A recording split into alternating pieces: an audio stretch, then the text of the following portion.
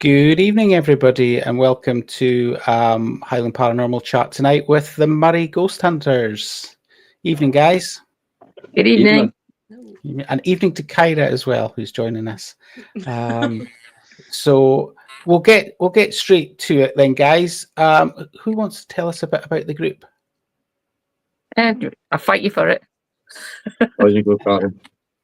Well, I've been involved with the Moray Ghost Hunters since about 2012, 2013, when I met the founding member, the late Wilma Carnegie Brown. I really just got into it by pure accident. I always had a kind of interest in the paranormal, and that's kind of been how it is really since that time. And I know that since COVID and everything, a lot of things has kind of halted the progression of the group. And of course, sadly, Wilma died as well, and it kind of put things on the back burner. But we are trying to get ourselves back up to where we were before. We were going out quite a lot at one stage, and it's just a case of just trying to get back out there again. And obviously, it's been a change of personnel as well. There you go. Is that any good, Kev? Does that sell it? Perfect. Do you want to add anything, Kev? Pardon? Do you want to add anything? No, I think you covered it there. Yeah, you're probably the longest running member we've got now, I think. Yes, I am. Still hanging on. Yeah. So when did you start with the group, Kevin? I'm not sure the exact year. It must have been 2017, 18. I just got in touch with the Facebook group saying I was interested in doing an investigation, and Wilma and Rona, I think, got back to us, and yeah, we had a investigation at one of our members' house, Gordon, back then, and that was my kind of first introduction to it. And after COVID, got back out again, and yeah, been trying ever since just to kind of keep it going and keep things moving and that. But I've always had an interest in it, I think from young, watching my mum watching Most Haunted Lives on TV and stuff like that, and that was kind of my first sort of intro, I suppose, in the paranormal. And yeah, I've just been kind of, I don't want to say obsessed with it since, but it's definitely got its hooks into me, definitely. I really feel old now when you said your mum got you into watching Most Haunted, because I remember watching Most Haunted. Yeah. I'm old. Kerry, was it your mum that got you into Most Haunted? Were you ever into Most Haunted? I was never into it. Oh. I know. I dodged it. I'd seen it, but it didn't get its hooks into me. Yeah. I had the complete DVD collection of Most Haunted, I think, at one stage. Nice. I did have some DVDs, so I'm with you there, Karen. I think we're without insulting you, we're both probably old enough to have been gullible at this. To be fair, at the start, it wasn't as bad as it got. I mean, some of the episodes at the start, they got nothing. Yeah. Yeah, they got absolutely nothing. But Most Haunted is a keystone for many paranormal investigators across the UK of a certain age. Definitely. There's Greg from Scottish Paranormal Evening. Greg said, yeah, he remembers watching it too. Yeah, way to make us feel old. Definitely. Yeah. So what other influences then, Karen, apart from Most Haunted, got you into doing this? I suppose from a very young age, I used to have strange things happen to me as well, which I couldn't always explain. But I used to kind of ignore it, just thinking, I just must have, I imagined it all. But no, it's always kind of been there, always kind of just been there.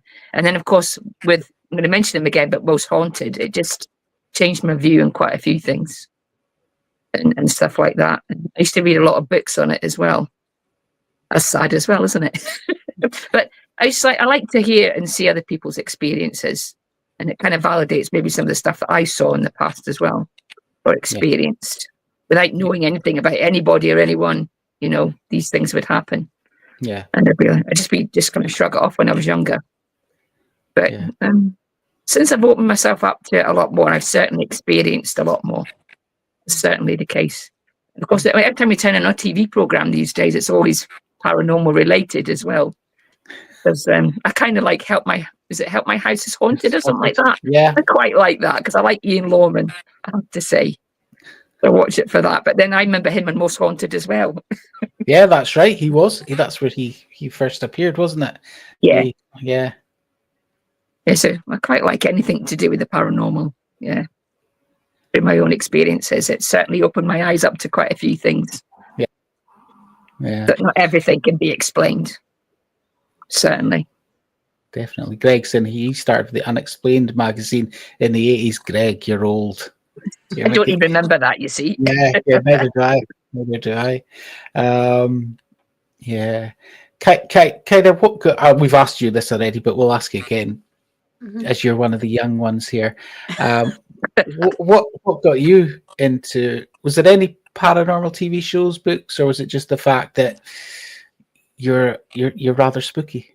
Yeah, pretty much. Just a spooky person. I grew up with things happening around me, didn't think much of it until I got a bit older and realised that things that I could see and pick up on, other people couldn't. And it made me sort of start looking into it a little bit more. I've always loved history and, visiting castles and all that. And yeah, it just kind of grew from there until I started going out to places and opening myself up to it more. Yeah. Yeah. So, Kev, what were your influences? I'm right in saying you don't class. Do you class yourself as spiritual, or are you the tech guy? He's a geek. Yeah. Yeah, definitely more tech. Although, yeah, I think from probably too young of an age, watching things like spookier movies and just general media and that kind of stuff, obviously the Most Haunted stuff, and then searching for paranormal stuff, paranormal TV shows. Ghost Hunters was a big one. I kind of class the two. You had Ghost Adventurers and Ghost Hunters, and I don't always, but I kind of like what when people tell me what they first got into, and whether it was one of the two, it kind of gives me an idea of maybe not as they progress, but what kind of their beliefs maybe, or I don't know, but I don't want to put that a bad light, but yeah, definitely more like I'm not spiritual in any way, shape, or form when it comes to being open to the paranormal. I kind of wish I was, although a lot of people might say you really don't. I'm not sure, but yeah, so I have to rely on tech really for that sort of stuff. And that's not that I don't believe in it or anything like that, because I do. I do believe people are open to it more than others. But yeah, it's like I said, it'd be cool to walk into a room and be like, feel something or see something or something like that. But yeah, I'll just walk in with my K2 and whatever else, and take it from there, sort of thing. But yeah. Give it time. You never know. I always used to say I am not spiritual. I'm the tech guy. But the more I do it, the more open I've become to it. I'm never going to be in the I see dead people or anything like that. But I had a good friend who was very spiritual, and she always said to me, "You're much more spiritual than you believe." And everybody has it. But on the same side of things, it's good to have that in a group, that you are 100% relying on tech to a certain extent, because you need that angle. I think you need that angle in a group, definitely, that you can't rely 100% on the spiritual side of things, because you need to be able to document that proof. And we do call Kyra a tool. She calls herself a tool. The medium side of it is to us a tool in the box, a very good one. It's as I said, it's absolutely fascinating when the mediums do pick on something, and then research can Absolutely, verify yeah. what they've picked up on, or at the same point in time we're getting hits on EMF meters or whatever. Yeah. I think it's important as well for everyone, regardless of what you do, is remember that your kind of body and what you're feeling in that room as well is part of it, and whether you're feeling ill or getting cold spots or even just the hairs raising on your arms for whatever reason, it's important for everyone to voice that, regardless of tech and stuff. But because I do feel that is part of it. Yeah, definitely. So I'll just quickly prop this one up. Alex saying, sister's house is haunted. I live in England, and when I visit, I experience stuff. I would love to know more, Alex, on that, for sure. Definitely. So talking about kit, I'll ask each of you, what's your favourite piece of kit? The rods, for me, personally. I like the EMFs as well. They're always interesting. And I know we haven't got one, but I'm pretty impressed by this. I don't know if I pronounce this properly, but they use a lot of them in the shows. Is it Rampods? One with the lights and everything. Yeah. They look interesting as well. They look like a good bit of kit. Yeah. I need some. Buy a cheap one. Quite expensive though, aren't they? You can get actually quite reasonably priced ones on eBay, small ones. All right, okay. But I think they're every bit as good as the expensive. You've got one, Kyra, haven't you? I do. Well, I've got one of the more expensive ones, but I'm actually going to buy one of the cheaper ones because the expensive ones are a nightmare to carry. They don't fit in your cases properly, and the battery underneath them has no encasement, so it's prone to popping out all the time, which can give you false readings. Whereas a lot of the cheaper ones, the batteries are enclosed, so they're not going to move about the same. Yeah, I was actually shocked at how poorly put together the expensive Brim pods are. To be perfectly honest. So yeah, you can go onto eBay and you can get ones for about £30. Just small ones. As I said, I've got my one's not actually as expensive as the one Kyra's got, but it never goes off. It did go off once. I had my back turned to it, and I'm asking everybody else, "What's that noise?" So there you go. So what about you, Kev? What's your favourite piece of kit? You're thinking something really geeky, aren't you? No. I was thinking something along the lines of just a simple kind of EMF for K2, but I recently got a really, really good voice recorder, which picks up everything. I have caught one or two things on it so far, but I'm tempted to now, if I had to grab 2 bits kit, it would be a K2 now, the voice recorder for sure. Yeah, cool. Yeah. Well, I know Kyra's got a new voice recorder, which is something else as well. Mm-hmm. Yeah. Nice. Good voice recorders, a must. Yeah. I was kind of got some cheaper ones and stuff like that, and they're great. I've got a cheap one from years ago, but I think I don't know if the build qualities went down and then recently or whatever, but a little Sony, and it's brilliant. The clarity on it's great. You know what I mean? So I'll still carry that just as a kind of backup, because the newer kind of device is a good. It's quite a chunky thing. So, but it's good to carry the backup, or even just for 2, separate rooms or whatever, if we're splitting up and stuff. So, but yeah, voice recorder's pretty cool. Kyra? Well, mine is the voice recorder that we've got recently. It's just unbelievable how clear the audio is. You can hear everything. We did a private case, and I could hear the person's fridge running through it. It was crazy. But putting aside that, 'cause I already talked about it, I really love the thermal imaging camera as well. Oh, they look good as well. They do Yeah, look very they're good. brilliant, especially when we're doing public events. If a guest says that, they feel cold or whatnot, we can check it there on the spot. And it's quite good to be able to show them the differences in temperature. Where they're saying maybe that their arm feels cold or something, we can show them that if it lines up with what we've caught. We've had a few really good captures on there, like a hand on my arm it was at Pool House. And that was a good capture, and a few others. That's cool. Yeah. Are they expensive? Are they? The Yeah. thermal cameras, they are. I thought they would be. Yeah. Right enough. You They've got can the get one. attachments. I know Liam's got one, but I don't think it was cheap either, that you plug into your phone and connect it with an app. No, it was actually donated to the group. Was it donated? So we actually got a donation of a thermal imaging one that fits onto my phone.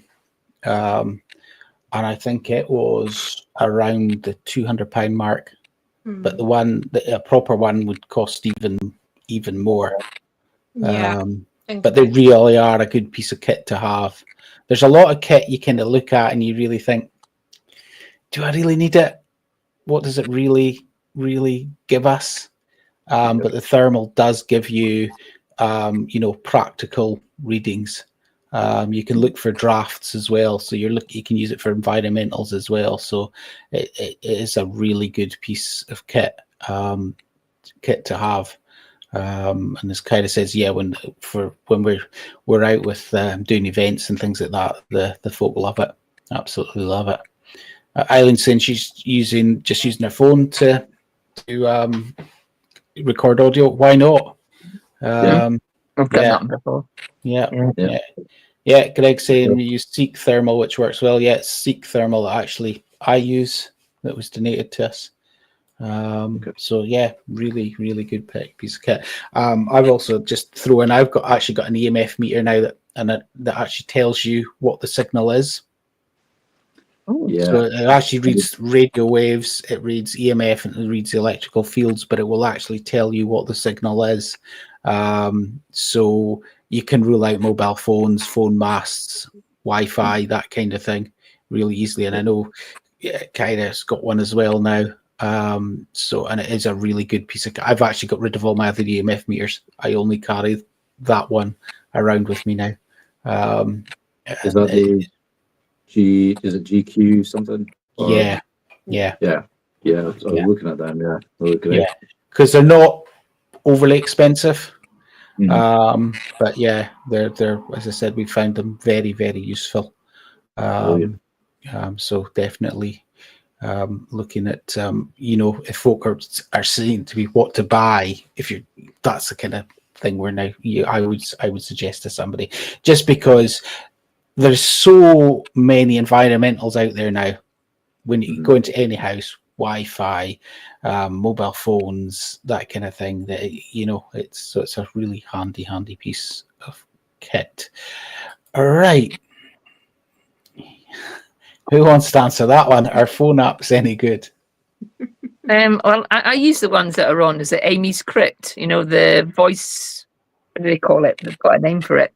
They've got the ghost box thing as well. If you ever watched any of her episodes, or their episodes, I'd say, they're all right. Sometimes it can spit out random stuff, right enough, but sometimes it can be pretty accurate with the voice recorded and stuff like that. But I mean, there's so many different ones out there now as well. It's just like a huge variety of them. Yeah. We tend to shy away from them. We use ghost box. We do have ghost boxes, but we don't use the kind of mobile phone apps as a rule.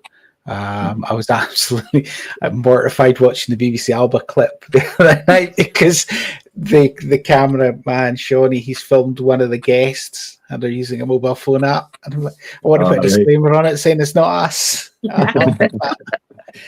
Each to their own. There has been some really good hits, and in fairness, during that session when they were using the mobile phone app, they had some really good hits as well. So yeah, it's a bit hit and miss, but I just a bit dubious. I know how some of these apps work, that they've got a bank of words, also that they're listening for keywords. The other night, for instance, Hannah, we were in the castle at Denali. Hannah was down the stairs. I was up on the first floor. She's shouting, Liam, Liam, Liam from downstairs. I go to the top of the stairs and the app starts going, Liam, says Liam. And I'm just like, Yeah. But at the same point in time, it also picked up on a couple of names that had been mentioned in a previous session up there that we hadn't mentioned. So that was really, really interesting. Yeah.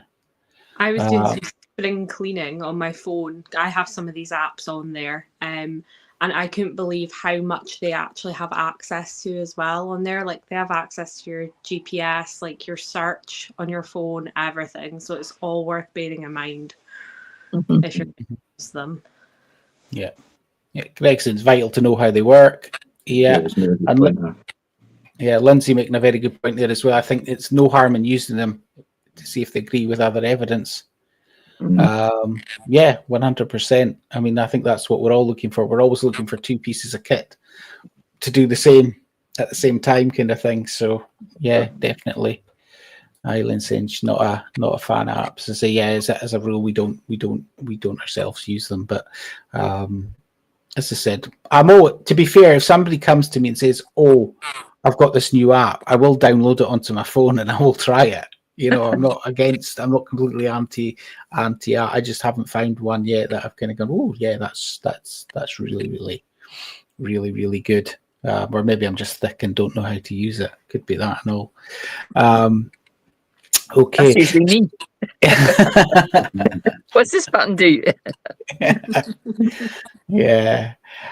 So getting back to your group,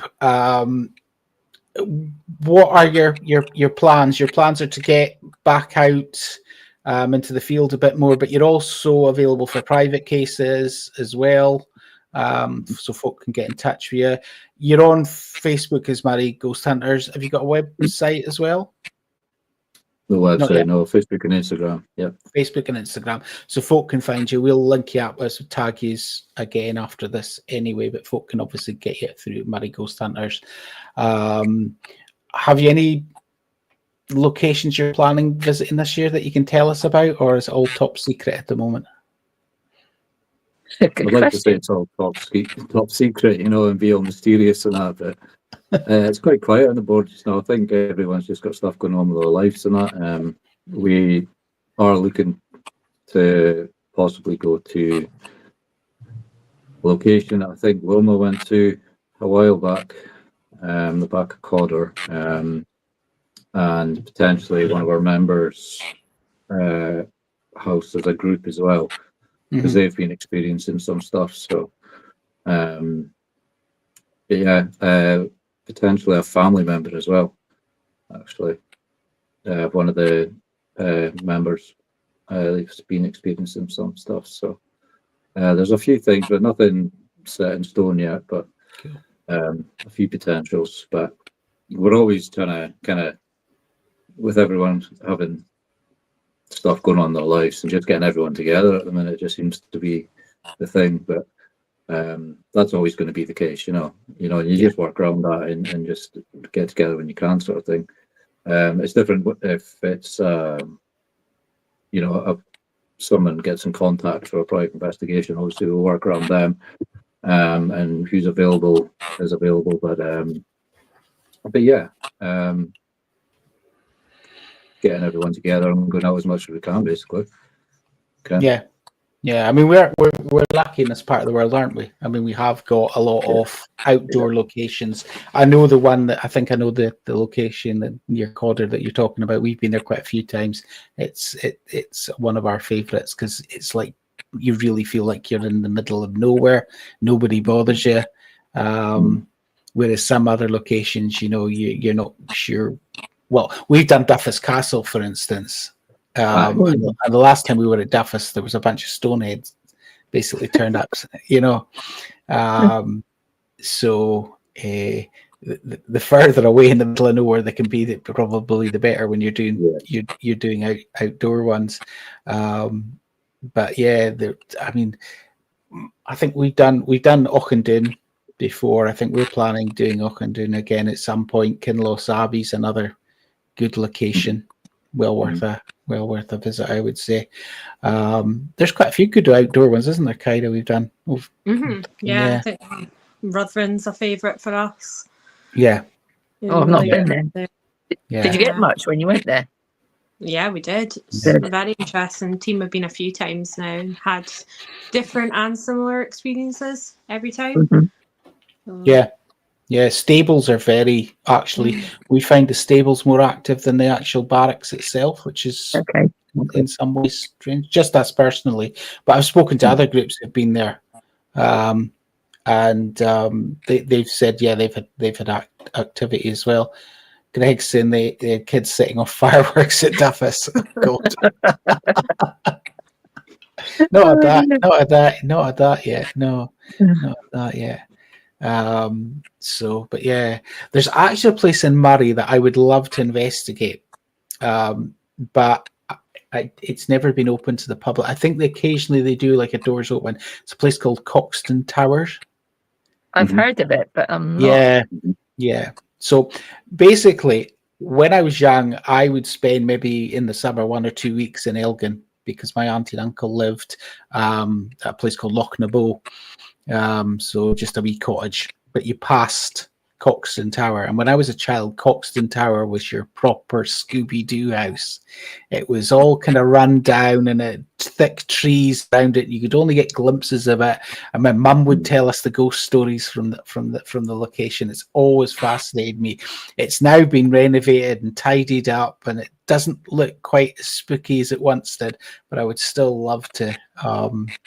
I did reach out to them at one point, but they never came back because I would have loved to have gone and investigated there, just to see if the stories my mum was telling me were true. So I drove past it a few weeks ago very slowly to get a good glimpse at it, and it does look impressive, but it looked very private. yes, yeah. They did have Twitter or X page for a while,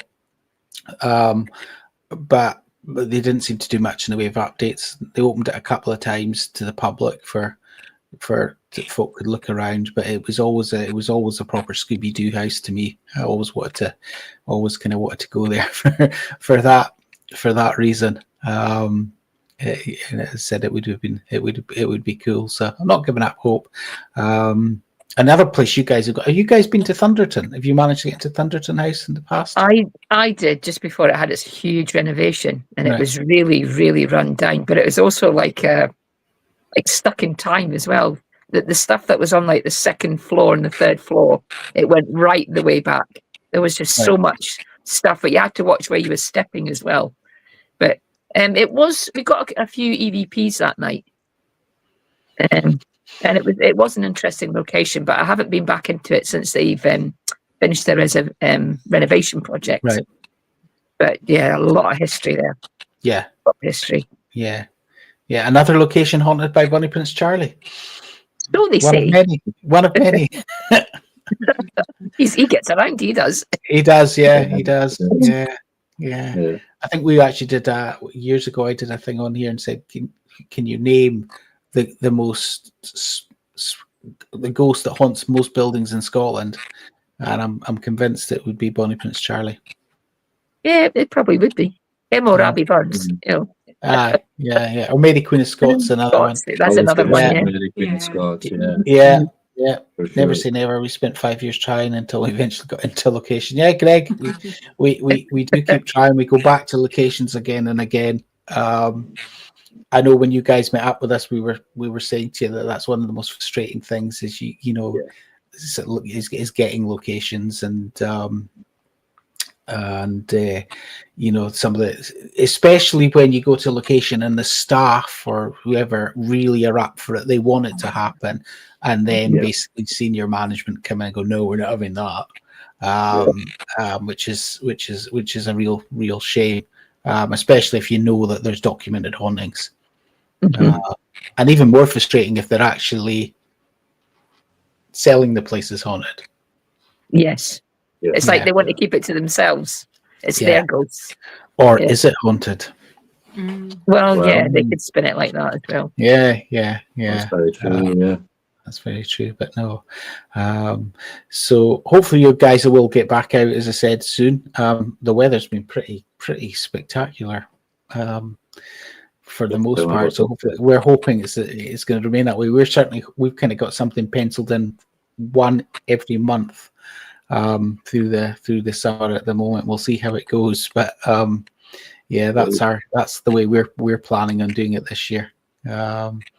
And just whoever's available will trek out. If folk aren't available, well, they're not available. You know, it's just, as I said, just to get out and investigate. And as I said, I think I've already spoken to you guys as well about a joint investigation at some point as well.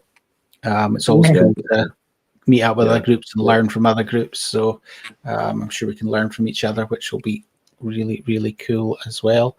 I'll just see if there's anything else in the chat just now. There's nothing else at the moment appearing. So I'll ask, because we always ask this when we've got guests on, if there was one location anywhere that you could investigate, where would it be? Buckingham Palace. Ooh. You didn't even think about that, Karen. You knew it.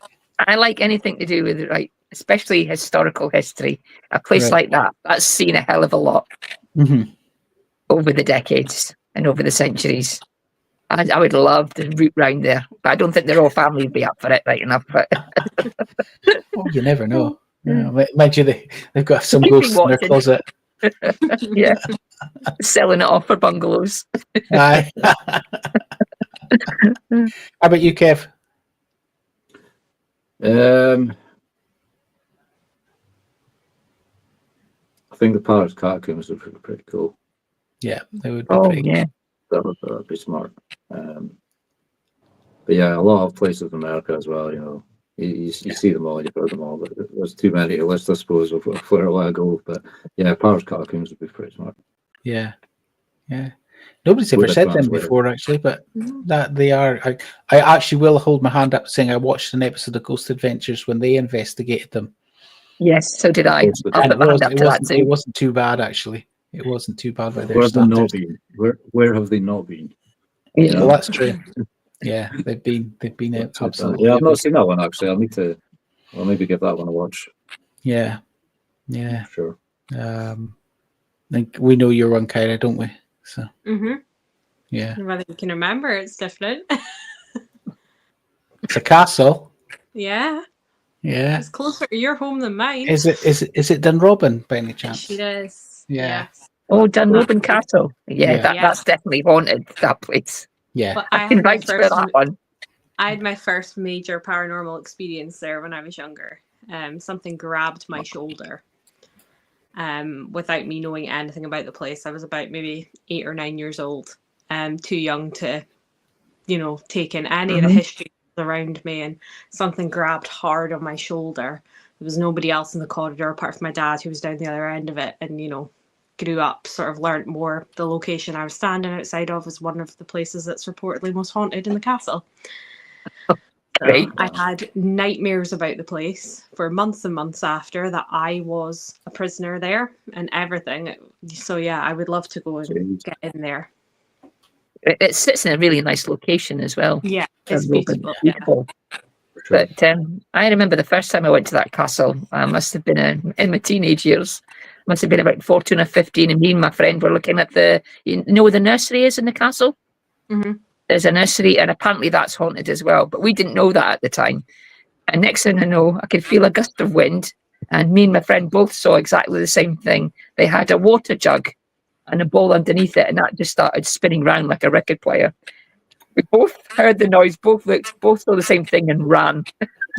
We had no idea that was haunted at all. And that was our first experience with Dunrobin. Because we went down to speak to the staff to tell them what we'd seen, and they couldn't explain it either. Yeah. They said that there were some apartments on the other side of the partition of where the nursery is, but there was nobody staying on that side. It was completely empty. So that was spooky. But it was just the way it started spinning round. And it made one hell of a noise, because I was blaming my friend for a couple of seconds. I was like, what did you touch? She says, I didn't touch anything. We're both just seeing this thing spinning. I was just like, that's it, we're off. And we're running to try to find my mum.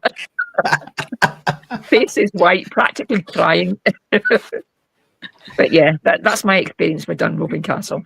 Yeah. No, it's just Yeah. it's one of those locations that just pulls me back all the time. I will go there and be a tourist again and again and again just to go back there. So I would love to get in there one day.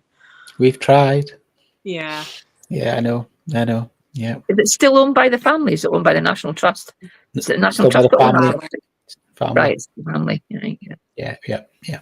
It's So, a bit like have you been into Codder Castle? Yeah. Yeah. Well, we're not invested. Codder's exactly the same response from Codder Castle as we got from Dunrobin Castle. Yeah. So yeah, it's a family home. I can totally understand it to a certain extent. But yeah, it would be wonderful to get into these kind of locations and investigate them. And who knows, as Greg said earlier, maybe one day, we'll one of us will manage it.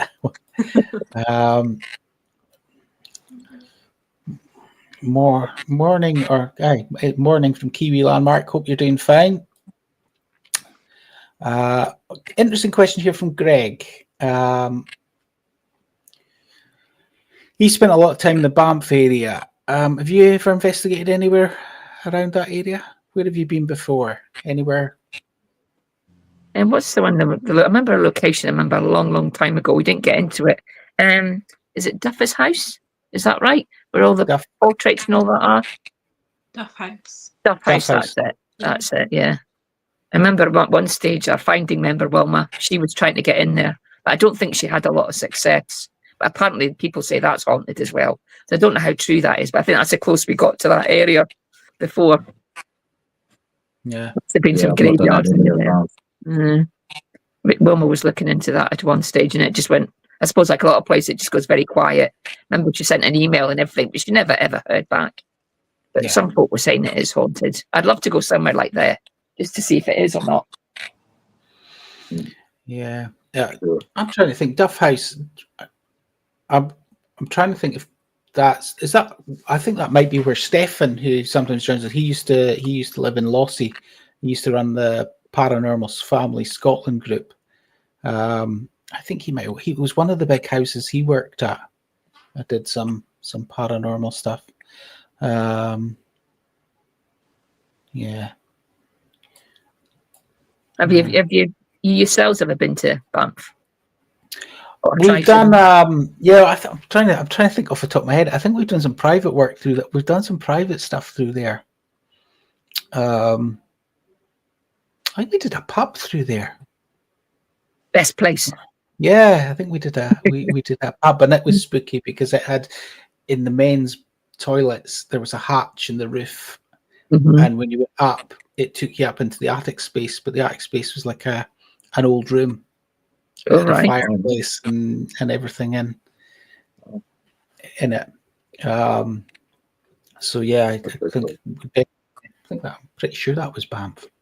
Might be wrong, but it certainly was that area, and then obviously we've done Castle Fraser through in Aberdeenshire through that way. How did you manage to get into there? That's National Trust property, isn't it? Who do you know? We hired it. I was going to say it's not what you know; it's who you know. No, we hired it. we hired it. So, and it wasn't cheap, but we hired it. No. We ran an event. I've been there during the day. Sorry, Kev? I was annoyed I missed that one. Yeah. Yeah, it's a location actually. It's really we've been to it twice, and it's delivered. It's a lot of locations don't live up to the hype, but Castle Fraser definitely lived up to the hype, and the staff were brilliant. They do obviously they have other paranormal groups in and whatnot, so they get it. So you really do. They're really supportive and helpful through the evening as well. So yeah, it's a really, really interesting, as I say, interesting location. And I'm just quickly checking something here because I think I missed somebody. just Scott from Paranormal History, who's on as well. Evening, Scott. Yeah, must have been a lot of makeup, mate. Leith Hall is where Stefan.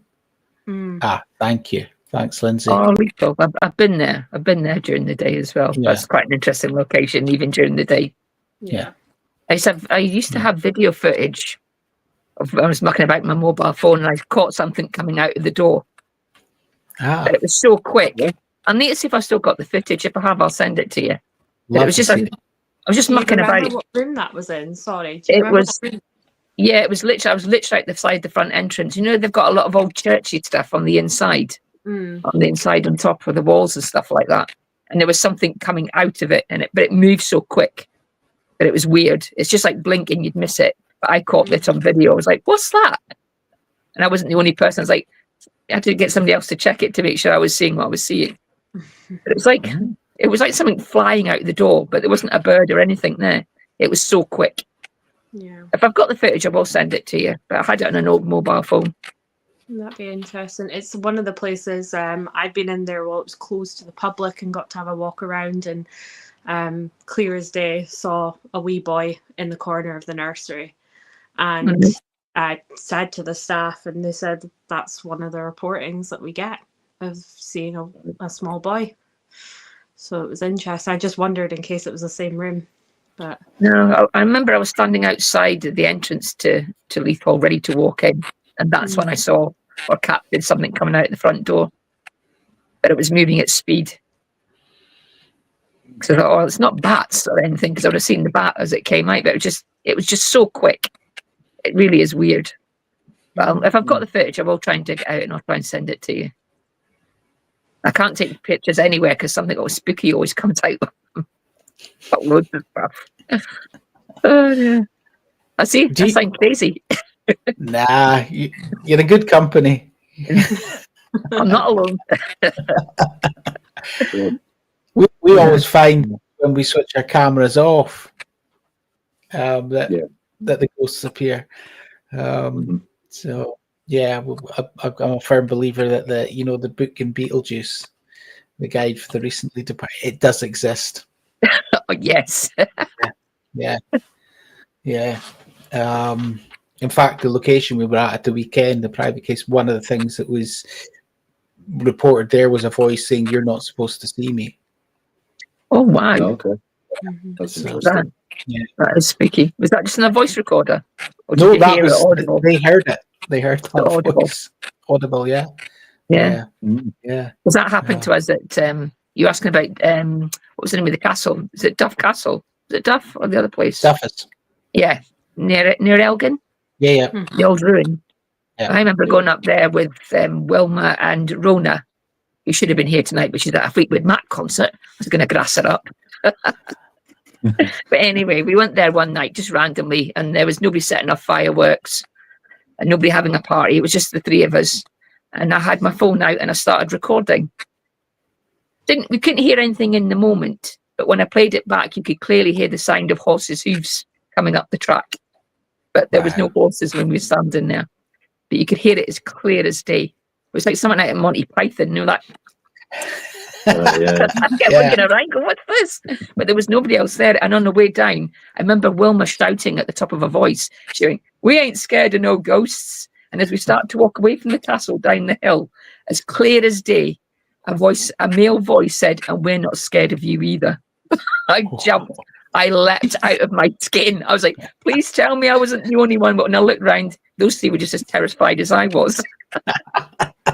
Brilliant. But there you go. That was hearing things as clear as day. It was just literally right behind me. I could hear the voice, man's voice, "And we're not scared of you either." I was like, "Walk faster."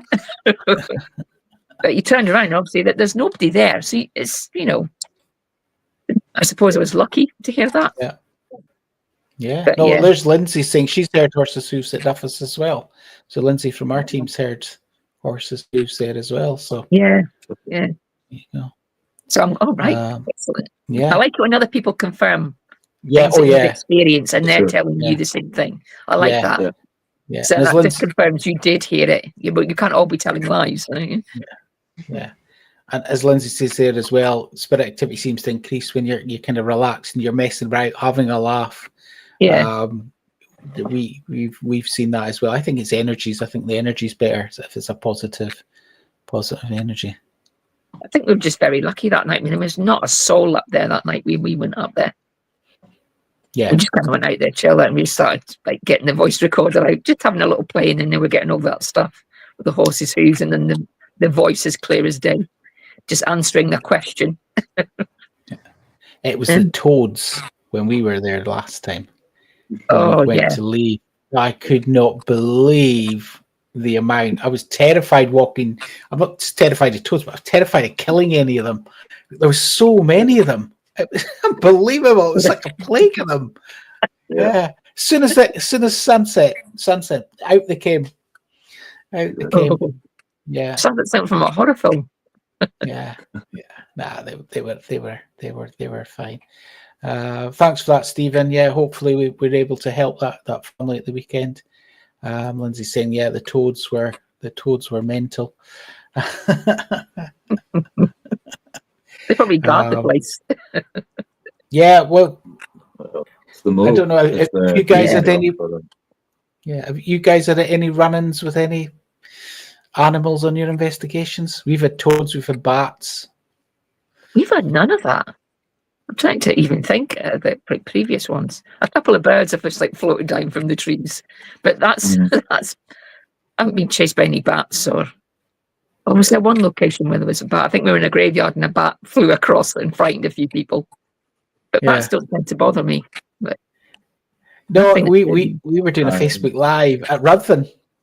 And people were going, there's something behind you. There's something behind you. They get excited. We're like, what's behind us? Bats. It was a bat. It was bats. You're forgetting about the cows at Clava as well, Liam. Oh God, yeah. Questions. Yeah. I think we clearly went to Clava Cairns at the wrong time. The cows were getting a little jiggy, but Lindsay decided to start some sort of communication with them. So a lot of moo-moos. Yeah. We weren't getting yes or no answers. We were getting moo-moos instead. Yeah. Probably left with a pint of milk or something like that. Yeah. There you go. Yeah, that was it. Moo once for yes, twice for Twice no. for no. Yeah, I just had to abandon jokes there. Yeah, we're trying to do a call and out session. We just had to abandon it. They were so loud. It was just impossible. How many times have you been to? You've been to Clava Cairns a few times, have you? Yeah. It's really weird because I've been to Clava a few times and thought, oh, this is a bit of a dull site. Nothing really much happening here. And then we went. Mark Wallbank from New Zealand was with us, and we went probably at 1 o'clock in the morning there. It was freezing, but it was moonlit, and the activity was off a chart. We had lights flashing, we had a voice, we had somebody walking down one side of the site. There was nobody there. The gate made a real noise when you opened it, so we'd have heard. It's 1 o'clock in the morning. There's no one else around. Plus, there was at that point it was loads of leaves on the ground. Just an amazing sight. And since we've been back since then, we seem to have connected with everybody. A guardian. There's definitely not the cows. The cows were only there the once. Thank you. The guardian.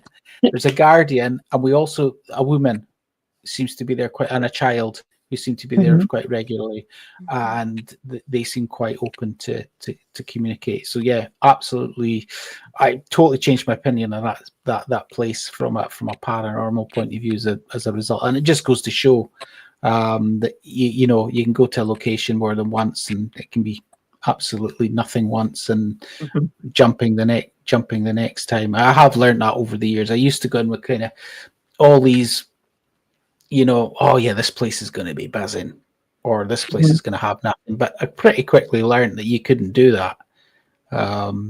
You know, Yeah. that some of the most hyped up locations you were going to, you were getting nothing. And then locations that you were convinced you weren't going to get anything was where the activity was happening. So, but yeah, Clava's worth a visit. The problem with Clava is getting it quiet these days, because it's going through the day, for instance, just crazy through the tourist season. Sometimes you can't even get parked. It's absolutely nuts. It's That absolutely road nuts. down to it is horrendous as well. That little Yeah. twisty, turny road. You're like, Yeah, please don't let me somebody come flying up there. yeah, We've been there a Yeah. couple of It's times. definitely- We've got Yeah. a few EVPs, I think, last time we went there, but that was a few Yeah. years ago. yeah. Have you been That's to what I was gonna Culloden? ask. We won't do Culloden. Well, you're not allowed to do Culloden technically. National Trust do not allow it. It's war graves. Personally speaking, it's sacred site, a site that means so much to the Highland people. It was the beginning of the end of a way of life. So we've never done it. You know, if the National Trust came and said we want you to do it, I might go okay, but no. You know, we wouldn't even dare to basically do it. We've done a bit around the Prisoner's Stone in the woods. Yeah. And we've got some stuff from there. But no, we haven't done Culloden. I know that there's a few groups who have. I actually posted something on my page the other day about some lady who apparently turned up there and released 3,000 souls. Oh, God. Yeah. So yeah. What can I say to that? I was actually speechless when I read that. I thought, well, bite your tongue, Liam, bite your tongue.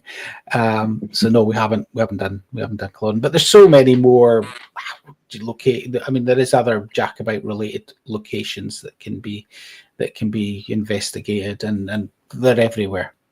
Mhm. You know, definitely, yeah. Culloden, Eileen there from Phantom Seekers saying Culloden is just so chilling, but don't think it would be very respectful. Yeah. Going back to Clava Cairns, it's a place I've never been to. I know you were saying you've been camping, and it's definitely on my list. We're going to potentially this year, hopefully. But what's the sort of evidence were you guys capturing? Was it like specifically kind of more EVPs, or was it, you know, if you can remember? We've got visuals. We've got a couple of, as I said, we've got one from a previous investigation where we've got, and it's in dark night, probably about 11 o'clock at night, and we've got, the easiest thing to describe it is it looks like the reflection of a high vis jacket or something. It's a really bright light. We've never been able to explain that one. Lots of rods activity with the rods up there, so a lot of communication rods. We've had K2 hits there as well. A lot of the mediums picking up on things at the location as well, and picking up the same things independently. Cool. Yeah. I think we got a thermal capture there as well the last time I was there with you guys. In the bottom cairn. Yeah, we did. That's right. Yeah. Yeah. Nice. Yeah. Just an anomaly, or like I picked up on a wee boy, I think. We were getting dowsing rod responses that sort of lined up with that were saying yes it was, and you had the thermal on your phone, and there was a cold patch next to me. I think it was in between me and Richie, and it was the perfect height for being a young boy as well. Oh, well. And it was a whole cold patch that shouldn't have Cool. been there. Yeah. Amazing. It's an interesting story. I think when I went there with Wilma, there was a lot of more EVPs more than anything else. Wilma was picking up on quite a lot of stuff to do with the building of the cairns, but I can't really remember. Again, they were all on those old voice recorders that we've got in the boxes. A lot of that stuff was on there, and I don't know if it's still, probably won't be on there anymore now, but I think she did put some on the old Moray Ghost Hunters page. So again, I don't know if they'll still be there or not, but there was a lot of the EVP voices, and she was picking up an airman as well. I don't know how true that is to the area, but I remember talking about seeing airmen wandering across the Claver Cairns. Be interesting to know if I'm not aware of any connection, but there was so much World War One, World War Two, where the Highlands were being used for training and whatnot. I believe Claver was not that, but from Jacobite times, even it was still a sacred site where quite a few of the Jacobites went before the battle, and whatnot. But yeah, I'm not aware of any connection. No, certainly north of Inverness in World War II was in lockdown. Basically, you couldn't just travel north. You actually had to go through like a checkpoint and have a reason to go north, because they had various bases. They were doing lots of training and stuff like that. But I'm not sure about connection, or whether maybe there was a lot of airplane crashes as well. So I'm not aware of one in that area, but it's quite possible. It's quite possible. Hannah's asking here, have you ever had a spirit follow you from a location after an investigation? I think Gordon has, hasn't he? Well, from the last private investigation that you did. That spiked kind of the whole. I've never experienced it. Going around. He reckoned he had a little girl follow him home from our last investigation. But we're unsure. It's not 100%, because he's since seen. I'm sure he won't mind me telling this, but just recently he's seen a boy and a girl. He woke up and a boy and a girl was playing in the room that he was sleeping in. And Gordon is very open to that sort of thing. And yeah, just playing in the room like he wasn't there, sort of thing. So whether that was maybe that girl he's been picking up on, I think I've had a bit of a kind of something residual come home with me. Not so much, nothing intelligent or anything like that, but there's been a few things happening around the house where my wife's been like, obviously blaming me for what's going on, taking stuff home. But it was one morning she was up before me and she was sitting downstairs and the living room door was open, which looks onto our stairway. And she said, I came down the stairs and she was like, did you just get out of bed and come down? And I was like, yeah. And she was like, I swear I just seen you come down there 5 minutes ago with my dressing gown on, because she'd seen like the bottom part of the dressing gown kind of waving down the stairs. She was like, I swear you just came downstairs 5 minutes ago. Like I seen somebody walking down the stairs, and that was around the same time that she was hearing knocking and stuff like that. But it just kind of faded off. There was nothing, nothing from that. But I do believe that you can take that sort of imprint in a way home with you, but apart from that, I think Gordon's could potentially be that little girl, but I'm not sure yet. Yeah. Anything like that happened to you, Karen? Or no, I've been quite lucky, but I always kind of say in my head, as I leave a location, they've got to stay where they are. Basically, the place isn't with me; it's where they are. They're not to follow me. They're not to come with me. Yeah. I'm not responsible for them. I've got enough mouths to feed. No, I always kind of just say that in my head. I mean, I'm joking about it, but I do kind of just say in my head out loud and hope. But I've never experienced anything. Yeah. And like that. What about yourselves? Have you experienced stuff like that? Kyra? I've not had spirit come home with me. Our house is actually haunted anyway. So it would just be another one to add to it. But, you see? New moment at the end. Yeah, I know, we're fully booked. But after I visited Touchwood in Inverness, I was there as a guest with Highland Paranormal. It was before I joined the team. I came home and the activity in our house ramped up massively. And I felt far more in tune with spirit than I ever had been before. I mean, it was an amazing house. I only had the privilege of going once. But just being there that once, I don't know what it was, but it just seemed to amplify everything. I was more tuned in. It wasn't just me picking things up. Richie was noticing things in the house, and he hadn't even been at Touchwood with me. You know, we were seeing our cat all the time who'd passed away, and we had shadows that there was no way to explain them, and none of that was happening before I'd been there. So I think sometimes the energy of a location can be enough. Mm-hmm. Yeah, the energies of that house were off the chart. Yeah. You know, I've never been anywhere anything like what we experienced. I had more experience in that one building than I've probably had in 14 years of visiting other locations. You know, shadow men, flashing orbs of light, a coin appearing from nowhere, walking through something, voices, you name it. It just had anything. I don't think I don't think I've had anything kind of follow me home or anything like that. I mean, obviously, I'm like you, Kev. I don't class myself as you know, spiritual, but I think what I would say is I think sometimes that's possibly made me too casual, and during events I've been affected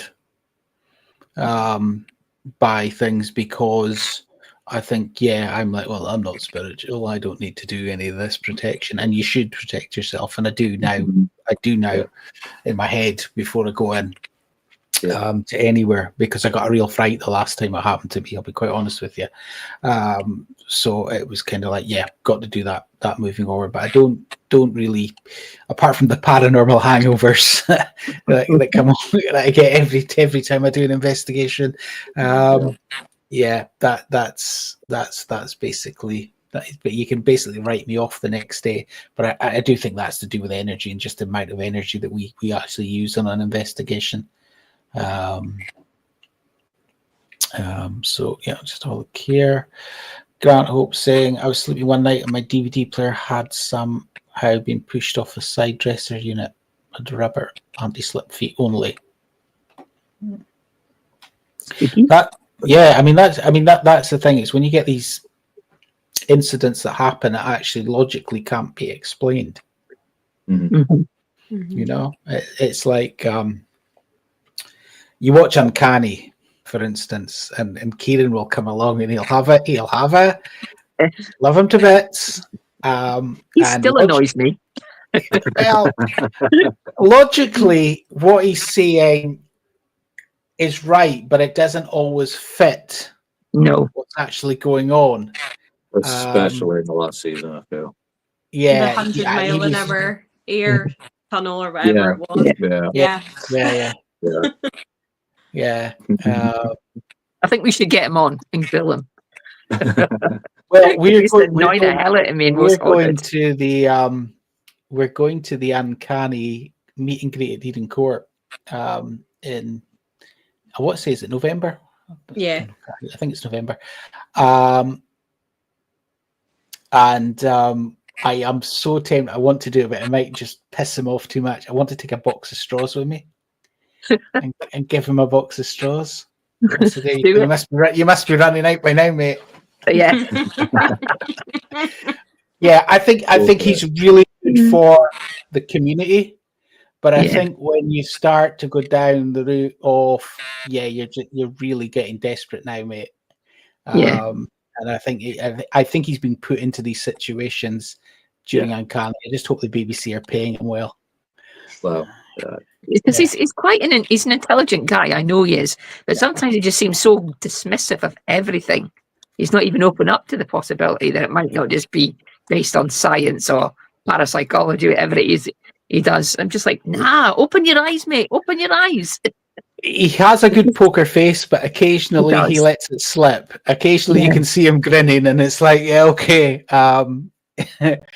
But that's kind of what he's there to do, isn't it? I mean, so he's got to try and come up with that logical, when there's, as we know, there's not always a logical explanation for everything. That's the annoying thing, though. You just want him to go, yeah, fair enough. You know what I mean? He comes up with, like, obviously, like say, he's probably been told to say these things or come up with something, Mhm. and I kind of feel for him for that, Yeah, yeah, yeah, they can't just say yeah, fair enough, but yeah, yeah. But he's got his Team Skeptic followers, so he has got his followers. So, yeah. But as I said, we'll wait and see. We're looking forward to. I'm hoping he's here. He wasn't at the last one, in Inverness, but Okay. I'm hoping that this year he'll be there. Are you guys okay for time? Because I know we're running over Yeah. slightly. Yeah, you're okay. Cool. Yeah. Susan's asking, what's the most disturbing encounter you've ever had in an investigation? I don't know if I've just been lucky. There's nothing bad. I think Wilma, our founding member, she lived in a haunted house, and her house could be weird. I got pushed down the stairs in her house, but I think I probably asked for it, and I probably should just shut my mouth. And there was something really weird about her house. I could never quite put my finger on it. It had something to do with religion. We started saying, probably shouldn't have, but I remember we started saying the Lord's Prayer at the top of the voice. And as I was coming down the third stairs, I got pushed and there was nobody standing behind me. And that left an impression of you shouldn't mess with things that you can't see. I think it was just a little reminder of just watch what you say. Yeah. I think that's probably the worst experience I ever had. But I could physically feel the push, and my back certainly felt it the next day. I could hardly walk. But I think it was just watch what you ask for and watch what you antagonize. Yes. And from there on in, I never did. But it was a painful lesson to learn. But yeah, her house could be really weird sometimes. And I think that's the worst I ever experienced. Yeah. I definitely didn't fall off my feet because I could feel the hand pushing me down the stairs just to remind me not to antagonize. Yeah. Yeah. Never mess with them. Yeah, No. My rule is always treat them as you would want to be treated. Yeah. You do that, you can't go far wrong. Yeah. Kyra? You've had a few. Yeah, no, I don't want to put you guys off, but probably Beta Van Kirk. We've been there twice, and the same sort of thing has happened to me both times, where I've, the first time it happened, we actually had an SLS camera. It picked up on a small child, and you could actually see it appear on the SLS, and I said that I thought it had gone, and it disappeared from the SLS. That was great in itself. But we then went on to listen to a recording that Lynn had taken last time of a voice, and as she played it, it was like some sort of energy went through me, and I just fell to the floor, like I was passing out. I felt like all the energy just drain out of me. I was completely conscious, but I just fell to the floor. We made a return visit, and we were doing a rod session and started picking up on some things that weren't very nice. It was kind of like sussing out this person we were speaking to who had done some pretty horrible things, and the same thing happened to me again. Yeah, the second time felt a bit more severe though, because I was right next to her grave when it happened, so I didn't want to bang my head. But I very much felt like I wasn't welcome there because I was kind of potentially figuring out what had happened. We weren't able to confirm it with history or anything. There weren't any records, but that's kind of how it felt. And we actually had to walk away after that, didn't we? Mm-hmm. Yeah. Yeah. That's crazy. Yeah. Yeah. Yeah. So I'm a little bit more on the fence about going back there just because of that, because I feel like I'm maybe not welcome there. I didn't feel in danger or anything, but just like I might not be welcome there. You'd be targeted. Yeah. Yeah. It's not worth it. Yeah. But it sounds like an interesting location. Yeah. Yeah. Well, it's that. It definitely is. From that, Definitely is. Definitely is. Yeah, I've had a few that affected me. But I suppose the first one was actually, I hadn't been going long as a group. We were doing a basement in Inverness, and that night we'd a couple of new recruits with us. One of them, big guy, standing up against the wall. We'd gone dark, and I said, calling out, "Can you touch one of us?" And the next thing, all I hear is a thump We've put the lights on, and the guy's on the deck. He'd been pushed in the chest. And ever since that day, I never, ever go, can you touch one of us? I'll go, can you touch me? But I will never again say, can you touch somebody here in the room? Interesting enough, we found that very high EMF around where he went down.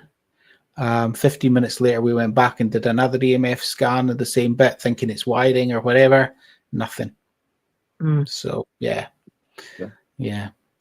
So yeah, again, it's careful what you ask for. I think, Karen. Yeah, yes. Definitely. Yeah, to learn the right way, the hard way. Yeah, for sure. What are your opinions of animals? Can they sense things that we cannot in terms of pattern? I think so. Yeah, definitely.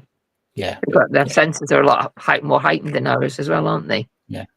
Yeah, I've seen that at first hand of the animals sensing things that are just, and there's been nothing there.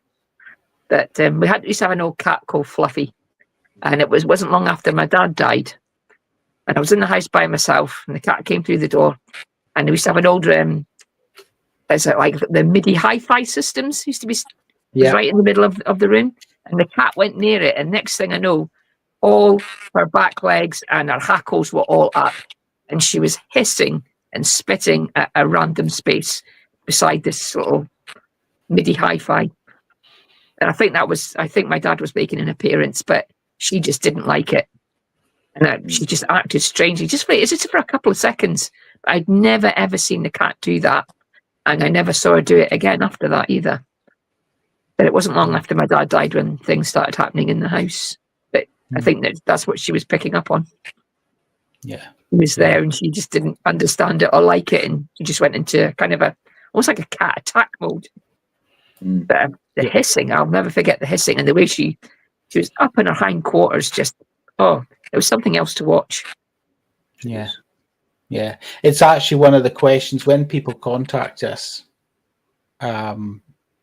privately, especially if they're actually scared. It's one of my first questions. Have you got a pet? How's your pet behaving?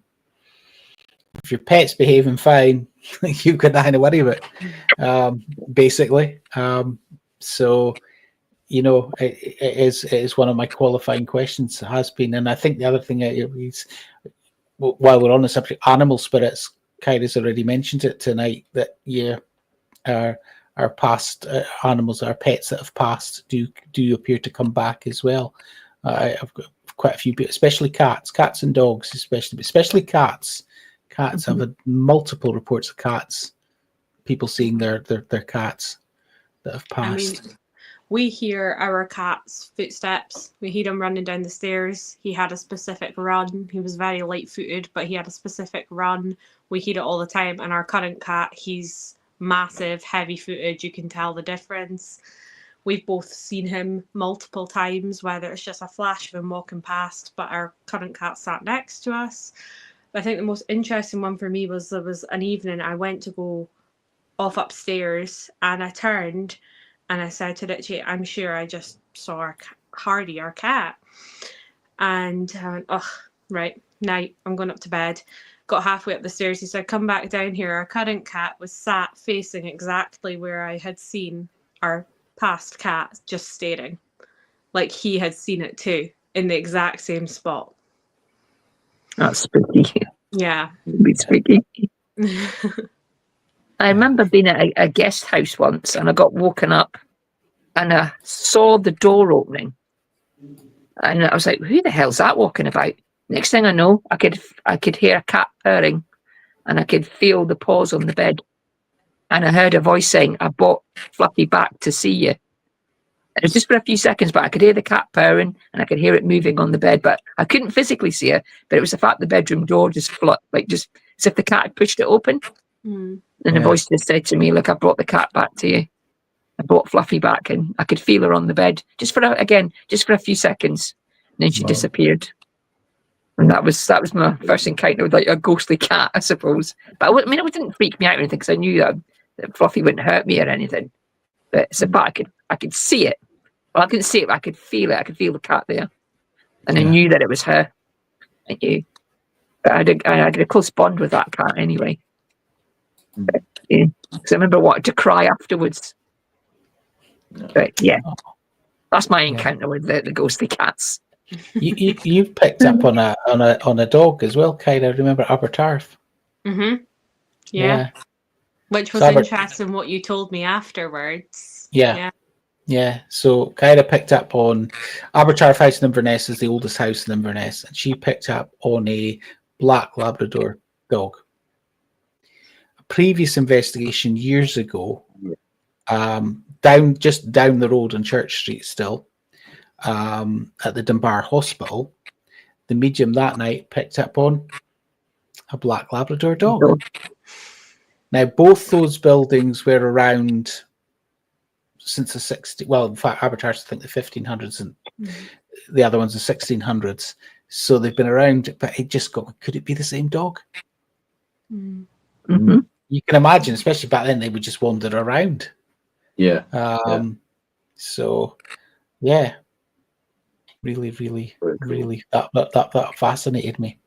Could it be the same dog? Stefan's actually joined us. We were talking earlier, Stefan. We couldn't remember where you worked, but Lindsay had reminded us. Leith Hall, look out for the playful dog, Stefan's saying. Oh, cool. Yeah. So we have run over a bit, guys, but it's been really, really good. And we've had some really good questions from folks who've joined us tonight as well.